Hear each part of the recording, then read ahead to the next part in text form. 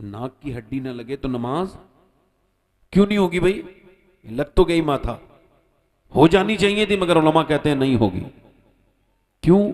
नाक की हड्डी लगना जरूरी है नमाज में, वरना नहीं होगी नमाज। चलो जाहिरी बात तो यह है नाक की हड्डी लगना जरूरी है, और बातनी बात यह है कि लोग कहते हैं बड़ा नाक वाला है बे, फला की नाक कट गई, बड़ा नाक वाला है। मतलब जाहिर यह है कि नाक न लगे तो नमाज ना हो, और बातिन यह है घमंड हो तो नमाज नहीं होती है। अब हज में जाके बाल मुड़ाने का क्या मतलब है? ये बाल मुड़ाने से इबादत का कोई ताल्लुक है? उलमा बताएंगे इसकी खूबियां, मगर मैंने जो समझा है बता रहा हूं। बालों को मुड़ाने का एक ही मतलब मेरे समझ में आता है। पहले लोग कहते हैं कि किसकी इज्जत खराब हो गई, चलो भाई इसके बाल मुड़ाओ, इसको गंजा करो, इसको घुमाओ। बंदा काबे में जाके अपने बाल खुद ही मुड़ाता है, और फिर घूमता भी है अल्लाह के शहर में और कहता है मालिक बाल मुड़ाना मेरा काम था, और तेरे घर में आना भी मेरा काम है। अब ये आजिज़ी करना मेरा काम है, और मुझे बख्श देना ये तेरा काम है। ये यानी इस्लाम की हर इबादत इंसान को यही पैगाम देती है कि वो अपने अंदर घमंड निकाल दे। कोई नसब की वजह से घमंड ना करे, कोई इल्म की वजह से घमंड ना करे।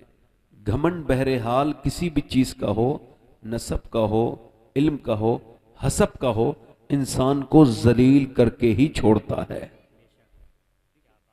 हजरात रात बहुत हो गई, मेरे बाद आपने हिंदुस्तान के बड़े मशहूर शायर जनाब गुलाम नूर मुजस्सम साहब को सुनना है। अब मैं आया हूं तो मैं भी एक पौन घंटा तो मैं भी बोलूंगा ही।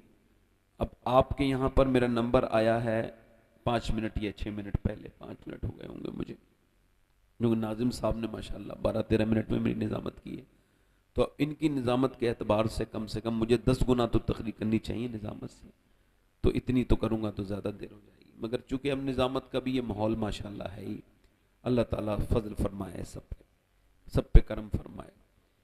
तो माशाल्लाह ये हुजूर की मीलाद की महफिल है। अगर आप हजरात इजाज़त दें तो 2-3 शेर पढ़ दें हम भी। ऐसे क्या, ज़रा ज़ोर से बोलो लब्बैक या रसूल अल्लाह,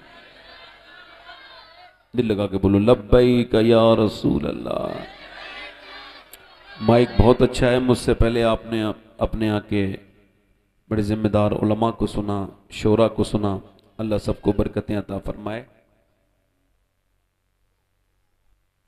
पीर नसीरुद्दीन नसीर के कलाम के 2-3 शेर पढ़ता हूँ, दिल लगा के बोल दो या रसूल अल्लाह।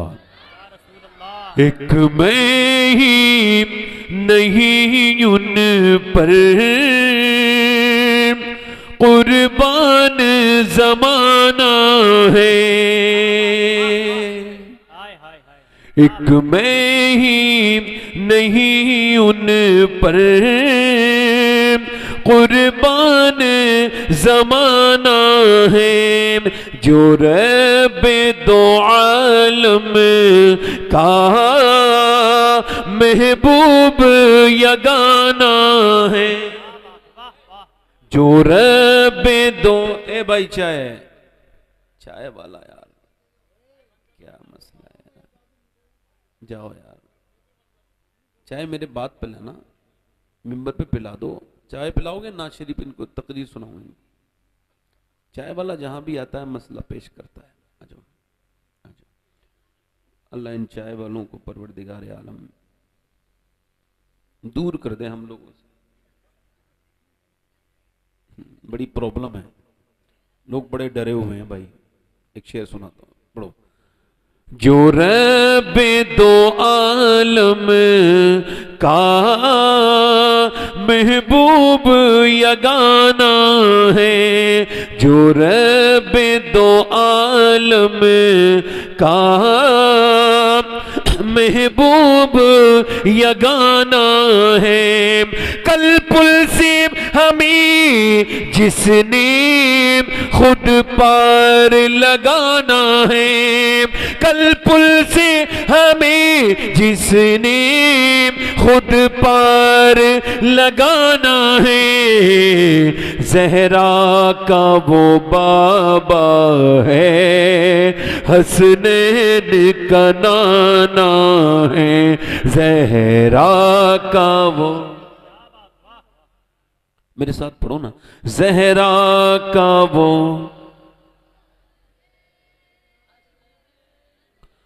और दो दरवाजों से कभी मांगने वाला साइल खाली नहीं गया। एक तो दरवाजा मेरे हुजूर का है और दूसरा हुजूर की बेटी सैयदा फातिमा ज़हरा का दरवाजा है। एक बड़ा आदमी था, कुछ गरीब हो गया, काम में नुकसान हो गया, हुजूर की बारगाह में है, हुजूर मेरे बच्चे भूखे 2 दिन से, मैं बहुत बड़ा ताजिर था मगर अब किसी के दरवाजे पे नहीं मांग सकता, हुजूर कहीं और मांगूंगा जाके तो इज्जत खराब हो जाएगी, मगर जो आपके दर पे मांगता है उसकी इज्जत घटती नहीं है, अल्लाह बढ़ा देता है। इस वजह से आया हूं। मेरा इमाम कहता है और जितने सहारे हैं गिरा देते हैं, इज्जत नफ्स बढ़ाता है सहारा तेरा। हुजूर के सहारे की बारगाह में या रसूल अल्लाह आप कुछ अता कर दें। सरकार ने फरमाया इस वक्त जाहिरी तौर से, हुजूर ने फरमाया मेरे घर में कुछ नहीं है, पड़ोस में मेरी बेटी का घर है, उससे ले लो। वो कहता है नबी की बेटी के दरवाजे पे भी जाके कहा आपके वालिद साहब ने भेजा है, कुछ अता कर दें। एक ही कपड़ा था, उसी पे हसनैन करीमैन दोनों सोते थे। खातून जन्नत ने हसन को उठाया और हुसैन को उठाया, उसी कपड़े को दे के कहा तेरे नबी के बेटी के घर में एक ही कपड़ा है जो बिक सकता है, मगर तू जा इसे बेच दे, अपने बच्चों को खिला ले, फातिमा के घर से कोई खाली नहीं जाता है। आओ दर ज़हरा पर फैलाए हुए दामन,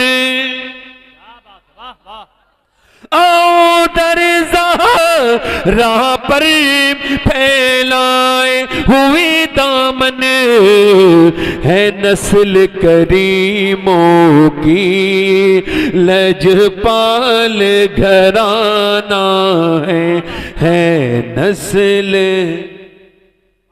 मेरे साथ पढ़ो, है नस्ल करीमों लजपाल। और ये अल्लाह ताला आपको सलामत रखे, बैठे आराम से, मैं तकरीर अपनी शुरू कर रहा हूं। अल्लाह के रसूल सल्लल्लाहु अलैहि वसल्लम की मुबारक ये महफिल है, ठीक है। अल्लाह फरमाता है तुम मेरी नेमतों का शुक्र अदा करो, मैं नेमतों को बढ़ा दूंगा। ये किसी तावीज रखने वाले मियाँ का वादा नहीं है, न किसी स्कॉलर का दावा है, न किसी पॉलिटिशियन का वादा है। ये अल्लाह फरमाता है तू शुक्र अदा कर, मैं तेरी नेमतों को बढ़ा दूंगा। और शुक्र का तरीका बता देता हूं। मियाँ बीबी अपने घर में बैठे हों तो बीबी अपने शौहर से कहे कि देखो अल्लाह ने बड़ा नवाजा है, तो वो आदमी कहे हाँ ये मेरी मेहनत नहीं है, मेरे रब की रहमतें हैं, उसी ने नवाजा है। याद रखो इमाम गजाली फरमाते हैं जो औलाद को देख के शुक्र अदा करता है अल्लाह उसकी औलाद को बरकतें अता करता है। का हुजूर पैदा होने के बाद क्या बरकतें?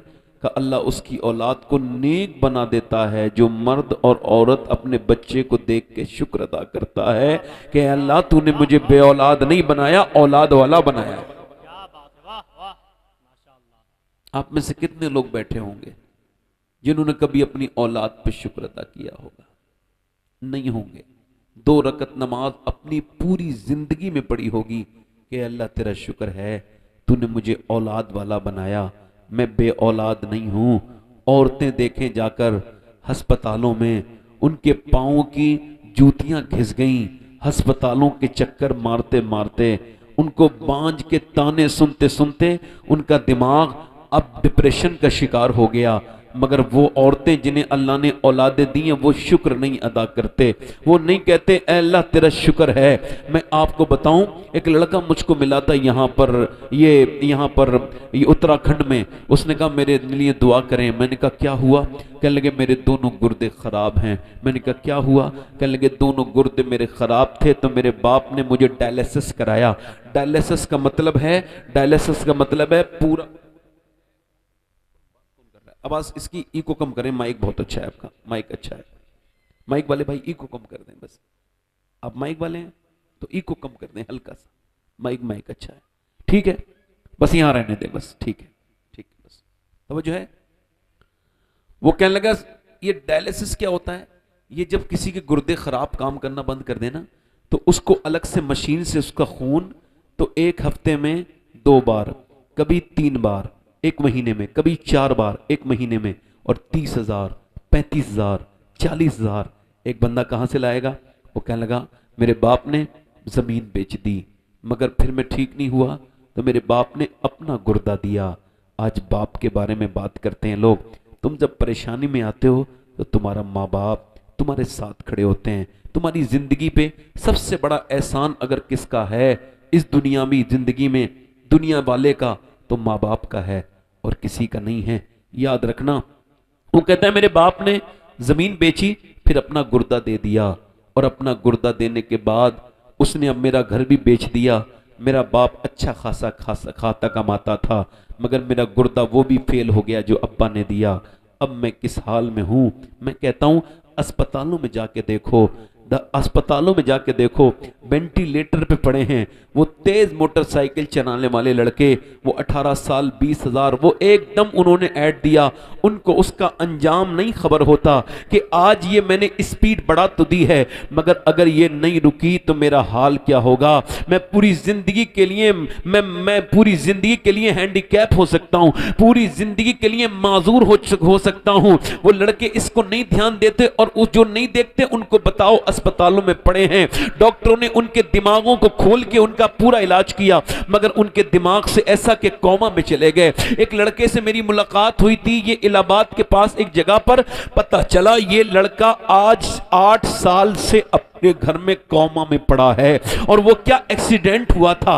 अब माँ बाप, उसकी बीबी तो उसको छोड़ के चली गई, बच्चा कोई नहीं हुआ था, माँ बाप उसका ध्यान रखते हैं। उसकी माँ कहने लगी मैं माँ हो के ये कहती हूँ या अल्लाह इसको या तो मौत दे दे या इसको फिर जिंदगी दे दे। ये ऐसी जिंदगी से सैयद साहब मैं आजिज आ गई हूं। मेरे दोस्तों मेरे भाइयों अपनी नेमतों को देखो कि सेहत है।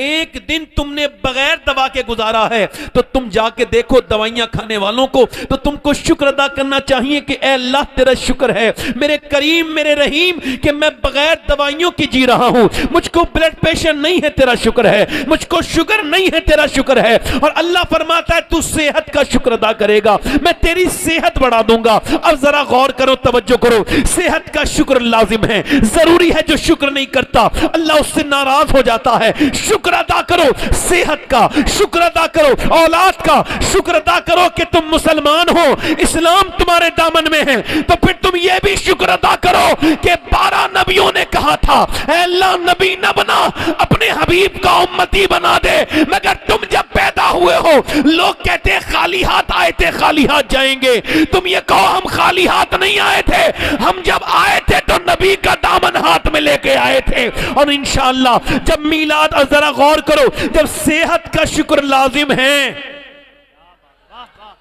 तो फिर उस नबी का आने पे अल्लाह का शुक्र अदा करने के लिए महफिलें क्यों ना करें जिसके वजह से अल्लाह ने सारी कायनात को पैदा किया। इंसान जिनकी वजह से बनाया गया, हुजूर की वजह से तो बनाया गया, सबको बनाया गया। अब हुजूर की आमद की खुशी होनी चाहिए कि नहीं बोलो। अच्छा मेरी तरफ देखो, खुशी वही मनाता है जिसके घर आता है, तवज्जो है कि नहीं। सब खुशी बोल के सुनो, सब खुशी सब तो नहीं मनाते ना। देखो अगर बच्चा पैदा हुआ, बहनों ने खुशी मनाई, छोटी बहनें भाई को देख के खुश हो गई। सुनो ए भाई कहां चले, भैया कहां चले, बैठो यार एक मिनट सुन लो बात भाई थोड़ी देर। मेरा दिल अगर लग गया तो तकलीफ सुन लोगे, और अगर ऐसे उठते उठते गए तो मैं भी थोड़ी देर के बाद मैं भी खत्म कर दूंगा। क्या है, बैठ के सुनो। इतनी रात आप ही ने की है, मैंने तो नहीं की। मैं तो यहाँ 9:15 बजे आ गया था, 9:30 बजे आ गया था या 10 बजे जो भी आया, उसके बाद ये वक्त हो गया। कोई बात नहीं, हो ही जाता है, मगर बैठ के सुने आप। मेरे बाद नूर मुजस्सम को आपने सुनना है, वो तशरीफ रखते हैं अभी, हिंदुस्तान के मशहूर शोरा में उनका शुमार है। मैं बात कर रहा था आपसे, तो जब बच्चा पैदा हुआ तो माँ ने खुशी मनाई, मां खुश हुई नहीं, बेटा पैदा हुआ, बाप खुश हो गया। अब जिसके यहां पैदा होता है वही खुशी मनाता है, जिसका आता है। एक आदमी लखनऊ से चला, एयरपोर्ट से उतरा और आया था कतर से या दुबई से या अबू धाबी से, जहां से भी आया वो गल्फ कंट्री से या कहीं से भी आया, 5 साल के बाद रिटर्न हुआ। इमिग्रेशन ऑफिसर ने उसको देखा, उसके लिए उसी की तरह इंसान था, कोई बात नहीं, उसने कोई नोटिस नहीं किया, ना कोई खुशी मनाई, ना कोई हाथ मिलाया, ना कोई मुबारकबाद दी, चला गया, निकल गया। वो लखनऊ से फिर गाड़ी करके बाहर को निकला, आ गया गांव में, अपने आ गया आपके गांव में, मगर उसकी सबने खुशी नहीं मनाई। कुछ उसके हासिद भी थे, कुछ से दुश्मनी भी रखते थे। तो हमने कहा हमारी इतना ही तो है, क्या जरूरत है, आ गया, आया, हमारा थोड़ी आया है। अब जैसे ही वो घर में गया, घर में जाते ही बेटी खुश हो गई, मेरे अब्बा आ गए। बेटी अपने बाप से देख के चिपट के रोने लगी, अब्बा आ गए। बीबी की भी आंखों में मोटे मोटे आंसू आ गए कि उसका शौहर वापस आया है कितने दिनों के बाद। मां बोली हाय मेरा लाल आ गया। मां बलाएं लेने लगी, बाप आगे बढ़ के बोला मेरा बेटा आ गया। बहने को पता लगा, बहनें आई भागती हुई, मेरा भाई आ गया। बगैर किसी तमसील के अब सुनो, जब नबी के आने की खबर पहुंची देवबंद में तो कहा हमारी तरह बशर आया है। जब सहारनपुर वालों को पहुंची तो बोली हमारी तरह बशर आया है। जब नदवा में ये खबर पहुंची का कोई खुशी ना मनाओ, हमारी तरह आया है। मगर जब यही खबर बरेली को पहुंची तो मेरा इमाम बोला सबसे औला वो औला हमारा नबी, सबसे वाला वो वाला हमारा नबी। क्या खबर कितने तारे खिले छिप गए, पर न डूबे न डूबा हमारा नबी। कौन देता है देने को मुंह चाहिए, देने वाला है सच्चा हमारा। क्या बात है, नारे तकबीर, नारे रिसालत। जिसका आया है, वाह, जिसका आया है वो खुशी। अभी किसी उम्मती कोई शराबी हो, जुआरी हो, बिगड़ा हुआ आदमी हो, नारे तकबीर, नारे तकबीर, नारे रिसालत, मसलके आला हजरत। आइए हजरत कबला, यहाँ आइए, इधर आइए। अरे आप बैठे रहिए कारी साहब, आप बैठे रहिए कारी साहब, बैठे रहिए, बैठे रहिए, अरे बैठे रहिए आप, अरे इधर ही आइए, अरे इधर आइए आप, आगे आइए, अच्छी बात नहीं, आगे आगे आइए, इधर आ जाओ, इधर ही बैठो कारी साहब, तभी मैं तकलीफ करूंगा। मैंने उनके लिए जगह छोड़ने के लिए आपने जगह ही दे दी, अब तरह तो जाओ। अच्छा इधर देखो, कोई शराबी हो, इधर देखो, कोई शराब पीने वाला हो, बिगड़ा हुआ आदमी हो, मगर उससे कोई ये कहे कहाँ जा रहे हो, तो वो कहे मैं अपने काम पे जा रहा हूं, तो उससे कान में कहो आज के दिन तुम्हारे नबी तशरीफ लाए थे, तो बोलो उसके दिल को खुशी होगी कि नहीं? उम्मती को होगी नहीं होगी? बोलो होगी कि नहीं होगी? होगी नहीं होगी? खुशी होने के लिए रिश्ता होना जरूरी है, रिश्ता होना जरूरी है। झंडे गाड़े गए हैं, ये उनकी किताबों से मैं साबित कर सकता हूं कि झंडे गाड़े गए। सैयदा आमना फरमाती है 4 झंडे गाड़े गए, एक मशरिक में, एक मगरिब में, एक काबे पर, एक उनके घर पर। मगर झंडे गाड़ने वाली रिवायत मिली है, मगर वहां से उखड़ने वाली रिवायत आज तक कोई नहीं ला सकता। अब जाए कि नहीं? झंडे गाड़े गए हैं हुजूर की मिलाद पर, मगर उखाड़ने वाली रिवायत नहीं बता सकता कि झंडे हटाए भी गए हैं। फिर आपने, मैं ये साबित कर सकता हूं कि झंडे गाड़े गए हैं और उन्होंने देखा है ईमान वाली आंखों से सैयदा आमना ने। मगर सुने, वो झंडे उखाड़े नहीं गए, मगर वो झंडे सबको नजर नहीं आए। जरा गौर तो करो, मेरे नबी के जिक्र के झंडे सबको नजर नहीं आए, मगर जब मेरे बरेली वाली की नजर पड़ी तो फरमाने लगे अर्श वाले तेरी शौकत का उलू क्या जाने, फर्श वाले तेरी शौकत का उलू क्या जाने, खुसरवा अर्श पे उड़ता है फरेरा तेरा। हाय हाय हाय हाय, सुभान अल्लाह, क्या बात है। यानी हुजूर के जो झंडे हैं, अर्श पे ताजा छेड़छाड़, फर्श पे तुरफा धूमधाम, कान जिधर लगाइए तेरी ही दास्तान है। हुजूर आ गए, मगर गलियां सजाने वालों सुनो, गलियां सजा रहे हैं लोग, लाइट लगी हुई है, खूब चमकी भी गलियां हैं, सजी भी गलियां हैं, साफ करो, गलियां चमकाओ, गलियां चमकाओ, चमकाना चाहिए। हुजूर की आमद है, खूब खर्चा करो, जितना करोगे उससे ज्यादा मिलेगा। महफिल मीलाद मनाने वाला कभी मोहताज नहीं होता, लिख लो। जो हुजूर का मीलाद मनाएगा अल्लाह उस पर करम करेगा। मगर पूछना चाहता हूं नौजवानों से, पूछना चाहता हूं पूरी दुनिया के मीलाद मनाने वालों से, पूरी हिंदुस्तान में गलियां सजाने वालों से पूछ रहा हूं, ये बताओ गलियां तो सजा ली तुमने, गलियां सजा भी ली, चमका भी ली, मदीने वाले की मदीने से आवाज आ रही है, तूने क्यों चमकाई? गुलाम कह रहा है हुजूर आपका जुलूस निकलेगा, आपका जलसा निकलेगा। आवाज आई तो जलसा जुलूस जिस गली से निकलेगा उसको चमका लिया, और जिस दिल में मुझे आना है उस दिल को तूने नहीं चमकाया। उस गली को नहीं चमकाया, उस दिल को नहीं चमकाया। उसमें हसद है, गीबत है, उसमें जो है वो मैल है। वो दिल कब चमकाओगे मेरे नौजवानों, कब चमकाओगे वो दिल? वो कौन सा दिन आएगा जो तुम दिल भी चमकाएंगे? हम मेरा इमाम कहता है चमक तुझसे पाते हैं सब पाने वाले, मेरा दिल भी चमका दे चमकाने वाले। दिल चमके तो बात बने। हुजूर आए हैं, हुजूर ने आने से सरकार की फर्क पड़ा है, और ऐसा वैसा नहीं, आज तक किसी की पैदाइश से वो दुनिया में फर्क नहीं पड़ा जो हुजूर के आने से पड़ा है। न पड़ा है न पड़ेगा। हुजूर आए हैं तो गुलामों की मौज आ गई है। अबू ज़र गफ्फारी कहते हैं मैं इतना बदनाम था, तब जो है इतना बदनाम था कि जब किसी का गुलाम कुछ परेशान करता था तो वो उसको धमकी देता था, देख ऐसा कर, ठीक से काम कर, वरना जैसे अबू ज़र गफ्फारी मारता है वैसे ही मारूंगा अपने तुझे मैं। यानी इतने मशहूर थे वो जुल्म करने के मामले में।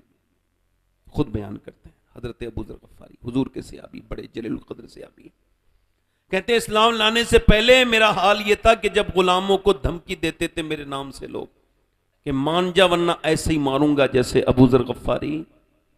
अबू ज़र गफ्फारी मारता है, कहते हैं मैं हुजूर की बारगाह में गया, जाकर के कलमा पढ़ा, कलमा पढ़ने के बाद हुजूर ने मुझे मुसलमान बनाया। मैं वापस पलटा तो हुजूर ने आवाज़ दी और सरकार ने मुझसे गुफ्तगू की, और हुजूर जैसी बात करते हैं ऐसी न तो कोई बात कर पाया है न करेगा। हुजूर मुस्कुराए और फरमाया सुनो एक बात याद रखो मेरी, अबू ज़र अपने गुलामों पे रहम करना, उन पे आसानी करना। अबू ज़र कहते हैं इतने जुमले थे हुजूर के कि मेरी आंखें साबन भादों की तरह बरसने लगी। वो हुजूर की नज़र ने वो कमाल किया। मेरा इमाम कहता है जिसकी तस्की से रोते हुए हंस पड़े, उस तबस्सुम की आदत पे लाखों सलाम, उसकी बातों की लज्जत पे लाखों दुरूद, उसके खुतबे की हैबत पे लाखों सलाम। मेरे नबी पाक की तरह हज़रत अबू ज़र कहते हैं हुजूर ने जब कहा मैं अपने घर गया, मैंने अपने घर में पूरे जो है वो अच्छे से दावत की। लोगों ने कहा कौन आ रहा है? कि नहीं आज अपने गुलामों की दावत करूंगा। गुलाम आ गए, भुना हुआ गोश्त, बेहतरीन खाना लगा है बिल्कुल टेबल पर। कहते हैं अबू ज़र गफ्फारी कि एक मेरा पुराना गुलाम था, उसकी उम्र काफ़ी हो गई थी, वो कांपने लगा। मैंने कहा क्यों क्यों कांपता है? कहने लगा देख तुझे मारना है तो ऐसे ही मार ले, अब खाना खिला के मारेगा, मैं बूढ़ा हो गया हूं, मुझसे अब बर्दाश्त नहीं किया जाता, तुझे जो मारना है मुझे मार ले। अबू ज़र कहते हैं मैं उसके करीब गया, उसके माथे को चूम से उससे चिपट गया और मैंने अपने सारे गुलामों से कहा मेरी जो गलतियां हुई हैं उसको माफ कर दो। गुलाम बोले ये कैसा बात है, क्या देख रहे हैं? अबू ज़र बोले मुस्तफा के दामन में मैं चिपट गया हूं और हुजूर ने मुझसे एक ही बात की बात कही है, मेरे आका ने मेरे अपने गुलामों पे करम करना। अबू ज़र कहते हैं मेरे गुलाम इतने खुश हुए, बोले आका अरे जिस पहलवान शख्सियत के हाथ में आके तेरा ये हाल हुआ है, चल हमें भी वहीं ले चल, हम भी उसी नबी के गुलाम बनेंगे, उसी मुस्तफा के। हाय हाय हाय, क्या बात, वाह वाह, माशाअल्लाह। अगर आज भी आप अपने मजदूरों पे जुल्म करते हैं तो आप हुजूर के वो मानने वाले नहीं हैं जैसे मानने वाले होने चाहिए। बेशक बेशक। देखो मेरी तकरीर पे कोई रिएक्ट करे ना करे, जैसे कोई सुभान अल्लाह ना बोले तो मुझे उससे कोई फर्क नहीं पड़ेगा। अब मैं काफी दिन हो गए मुझे तकरीर करते हुए, अब कोई मेरी तकरीर पर कोई रिएक्ट नहीं करता है तो मैं ये समझ जाता हूँ इसकी अकल प्रॉपर काम नहीं कर रही है, या फिर ऐसा है कि इसके दिल में कोई ऐसी बात बसी है कि इसको मेरी तकरीर समझ में नहीं आ रही है काम नहीं। हाँ, जैसे पूरी जिंदगी अबू जहल की हुजूर की बातें समझ में हसद करता था, आप मेरी बात समझ आ रही नहीं? तो आप तो बड़े अच्छे लोग हैं, मैं कह रहा हूं मेरी तकरीर पे कोई, मैंने बात करनी है गुलामों को, जल्दी बोलो, पब्लिक से बात कर रहा हूं, क्या गुलामों से? गुलामों को नवाजा है हुजूर ने। लड़कियों को जिंदा दफन किया जाता था। अच्छा बताओ, जब लड़कियां घुटती होंगी, उनका दम घुटता होगा, 5 साल की बच्ची पर जब ऊपर से गरम गरम रेत डाल के बाप जाता होगा, तो लड़की क्या एहसास करती होगी जब बाप अपने बच्ची को दफन करके जाता होगा। जरा गौर तो करो, मेरे मुस्तफ़ा ने जब लोग लड़कियों को दफन करते थे, हुजूर ने अपनी बेटी के बारे में फरमाया, सुनो तुम अपनी बेटियों को दफन करते हो, मेरी फातिमा मेरे जिगर का टुकड़ा है, मेरी बेटी। फरमाया जो अपनी बेटी की इज्जत करेगा, उसकी कदर करेगा, उसको पढ़ाएगा लिखाएगा, उसकी शादी करेगा, कयामत के दिन वो ऐसे उठेगा जैसे मेरी एक उंगली मेरी दूसरी उंगली के साथ है। हुजूर ने इशारा करके फरमाया ऐसे चलेगा, ऐसे होगा जैसे एक उंगली दूसरी उंगली के साथ रहती है। एक जगह हुजूर खाना खाने के लिए गए, तो वहां पे लड़की आई, तो लड़का आया पहले, जिसके यहाँ मेजबान था हुजूर के यहाँ, जिसका हुजूर खाना खाना था। जब हुजूर के यहाँ वो लड़का आया तो लड़के को देख के बाप बड़ा खुश हुआ, और कहने लगा उसने कहा अब्बा, तो बोला हाँ मेरे बेटे आ, उसको सीने से लगा लिया। उसके बाद फिर छोटी सी बेटी आई, कहा उसने भी कहा अब्बा अब्बा, इसने कहा चल भाग यहां से, इधर बिला बजी बात करती है। हुजूर ने ये देखा तो जो पत्थर खा के जिस नबी को जलाल नहीं आया, जिसने तकलीफें बर्दाश्त की, जब बेटी पे ये काम हुआ तो मेरे नबी पाक उठ के खड़े हुए, फरमाया मैं जा रहा हूं, खाना सामने, खाना नहीं खाऊंगा तेरे यहां पर। अर्ज की हुजूर क्या गलती हो गई? फरमाया लड़का आया, इज्जत दी, और लड़की को तूने दिल तोड़ दिया। मैं मोहम्मद ऐसे घर में नहीं रहूंगा, नहीं रह सकता, उसके घर में खाना नहीं खाऊंगा जहां बेटों की इज्जत होती हो और बेटियों की इज्जत ना होती हो।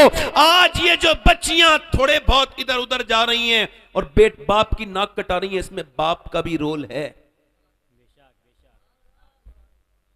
कि बेटियों के लिए वो इतनी मोहब्बत नहीं करते जितने बेटों से करते हैं।